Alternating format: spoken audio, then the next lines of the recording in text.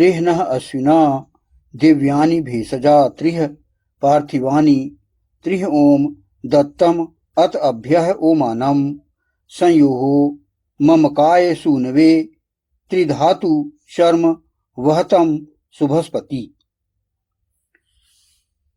तीन हमारी है अश्विना पुरुष औरत युगल दिव्य औषधियां हैं, तीन पार्थिव हैं, तीन प्रदत्त हैं जलों के लिए। ओम को जानने वाले को दो समन करने वाले हों, मेरे शिशु पुत्र के लिए तीन धारण करने वाले सुरक्षा कवच का वहन करो, शुभ के स्वामी। यह जो मंत्र यह गया, यह ऋग्वेद के प्रथम मंडल के 34वें सूक्त का 6वां मंत्र है तथा व्यक्ति के अंदर प्रेम और संवेदना की वृद्धि होने से वह आत्मविश्वास, भावनात्मक रूप से संतुलित, मानववत, प्रेमी, निस्वार्थी बन जाता है। तो ये चौथे चक्र के विषय में हमने बताया, जो कि हार्ट में होता है, हृदय में। हृदय को अनाहत चक्र कहा जा सकता है, उसमें स्थित होता है और उसके ये लाभ आप उठा सकते हैं। पांचवा है विशुद्ध चक्र।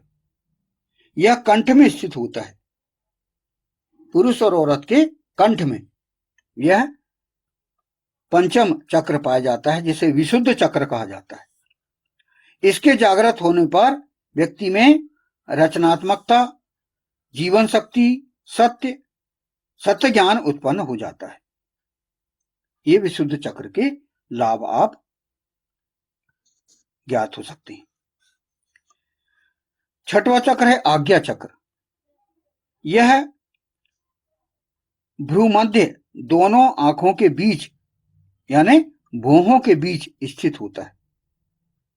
जो आपकी आंखें होती हैं, उन दोनों के बीच जो भौहें होती हैं, आंखों के ऊपर जो भौहें होती हैं, उनके मध्य जहां पर व्यक्ति तिलक लगाता है या स्त्रियां जहां भी बिंदी लगाती,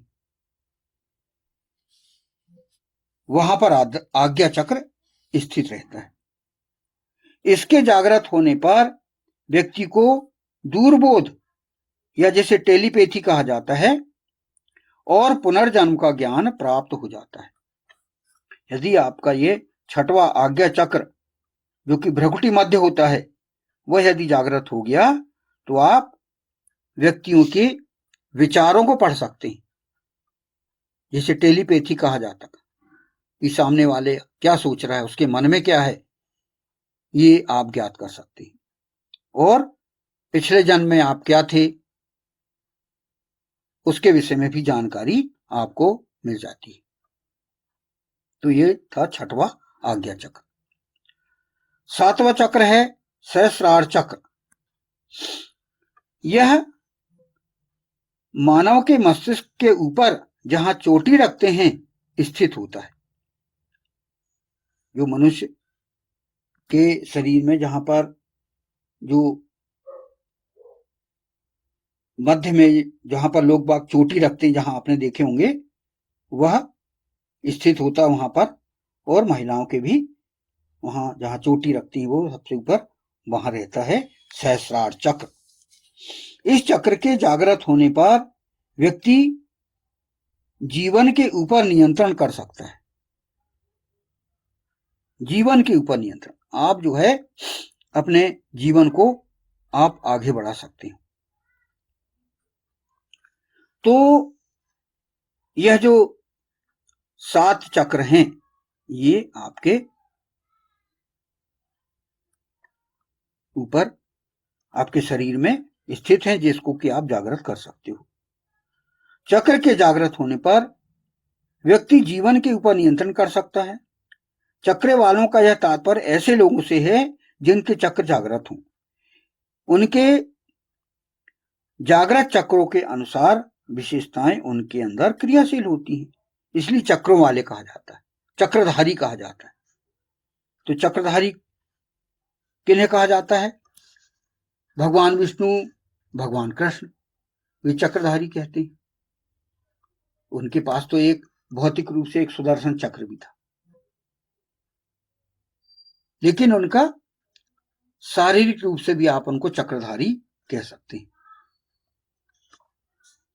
तो ये आप अपने सुरक्षा कवच, जब आप प्राणायाम, योग, ध्यान इसमें बैठते हैं तो ये चक्रों को जागृत आप कर सकते हैं, और चक्रों को ये जागृत करने से आपका जो है आभा मंडल विकसित होता है, आभा मंडल होता है।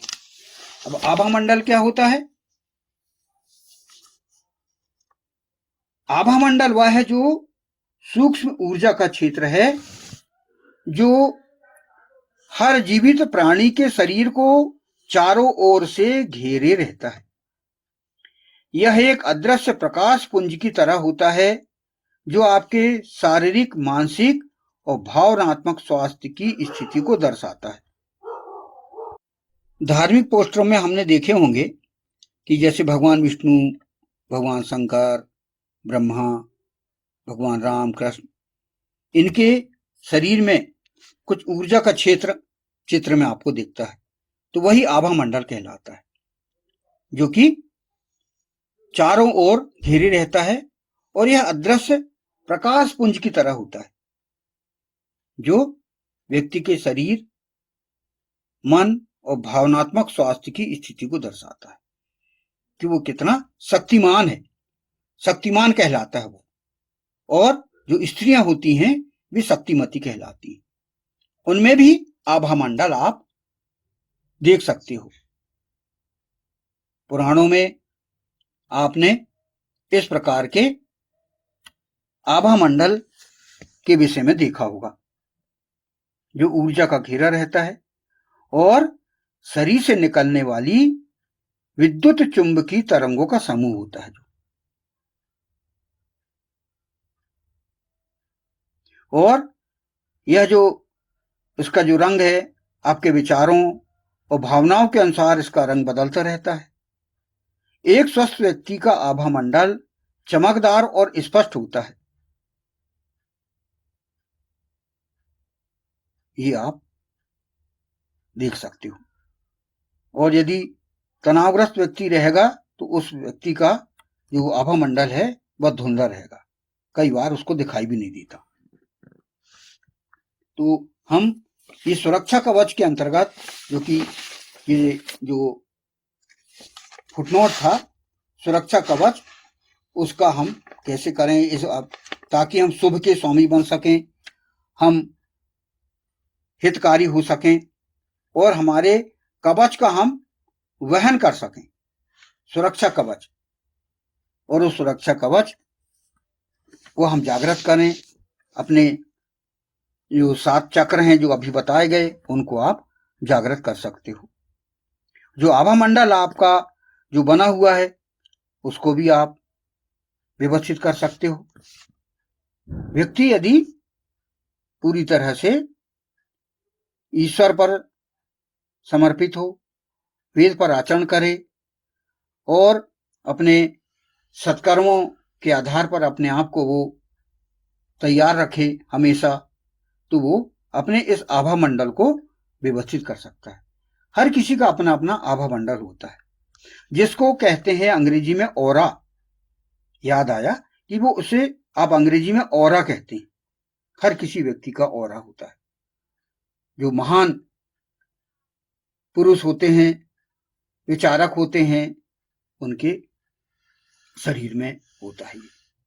कई प्रभावशाली व्यक्तित्व के धनी होते हैं ऐसे व्यक्ति। और ये आभा मंडल व्यवस्थित कैसे होता है, इसके उपाय हैं। आप उसके लिए हर किसी का आभा मंडल होता है, इसको आप व्यवस्थित कर सकते हो। इसके लिए आप सबसे पहले आप सात्विक आहार लीजिए, ताजे फल, सब्जियां, शुद्ध जल का सेवन करें। और आयुर्वेद के अनुसार भोजन की ऊर्जा सीधे आपके आभा मंडल को प्रभावित करती है। फिर प्राणायाम और ध्यान करें। तो अपने आभा मंडल को व्यवस्थित करने के लिए आप प्राणायाम, ध्यान, ये अति आवश्यक है। आप प्रातःकाल उठकर ब्रह्म यजन करिए, योग करिए, ध्यान करिए, मंत्रोच्चारण करिए, स्वाध्याय करिए। फिर समय समय पर आप भ्रामरी प्राणायाम, कपालभाति करिए। जो सांसों पर नियंत्रण जो होता है वह ऊर्जा के बिखराव को रोकता है, उससे शरीर के चारों ओर केंद्रित करता है। तो जो आपका जो ध्यान करने की आपकी जो क्रिया होगी वह आप बहुत ध्यान से, गंभीरता से करेंगे, तभी उसको आप लाभ प्राप्त कर सकते हो। मंत्र जप करिए आप। फिर मौन और आत्मचिंतन भी आवश्यक है। अधिक बोलने और व्यर्थ की चर्चाओं से ऊर्जा का क्षय होता है, और प्रतिदिन 15-20 मिनट का मौन आभा मंडल को सुगठित करता है। ये भी आप विशेष रूप से ध्यान दीजिए। मंत्र जप करिए, गायत्री मंत्र का उच्चारण करिए।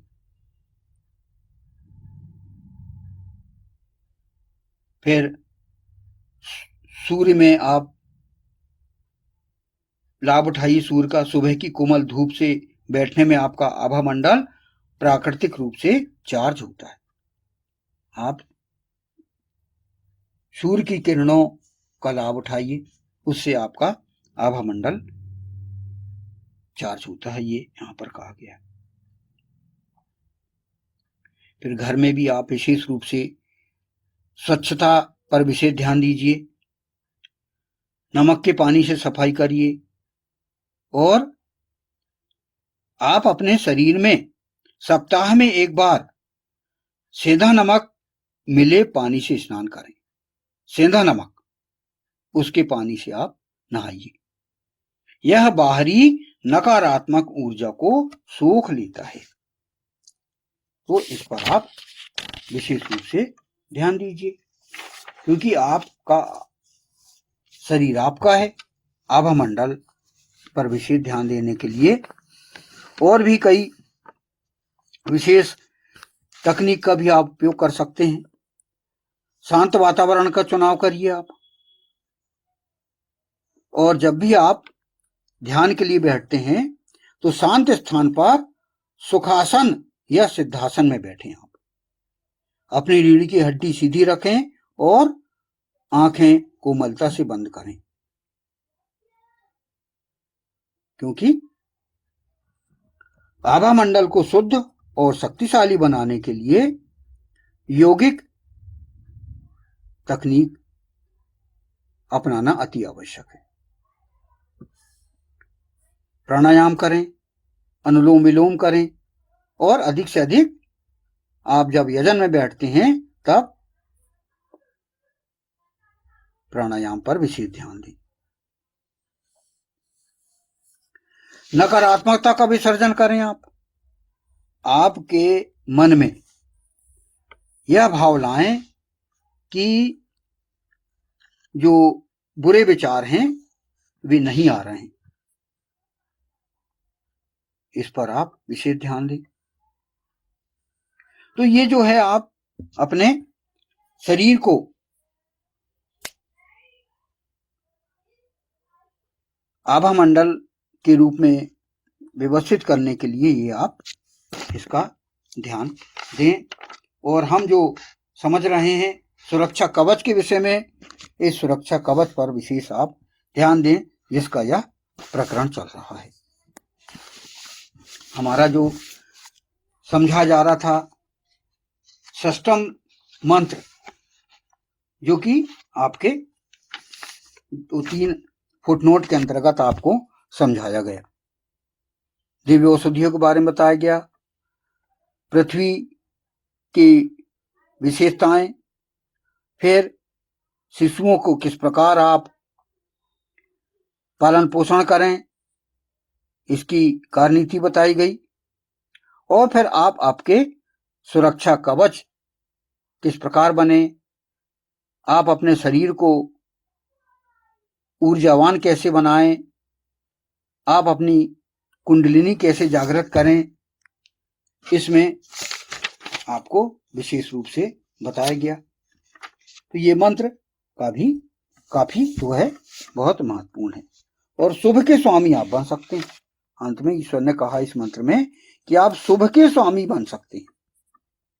तो इस षष्ठम मंत्र में इस प्रकार आपको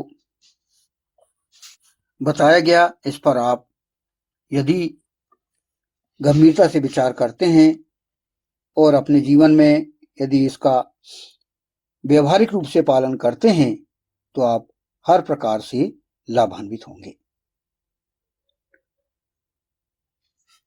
3 हमारी हे अश्विना पुरुष औरत युगल दिव्य औषधियां हैं, 3 पार्थिव हैं, 3 प्रदत्त हैं जलों के लिए।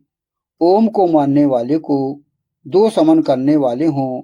मेरे शिशु पुत्र के लिए 3 धारण करने वाले सुरक्षा कवच का वहन करो, शुभ के स्वामी।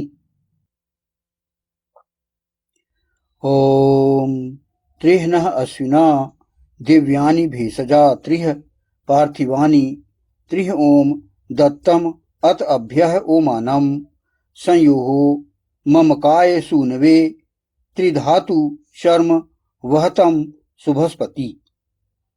वैदिक पर्सपेक्टिव के इस YouTube चैनल को सब्सक्राइब करें, वीडियो को लाइक व शेयर करें।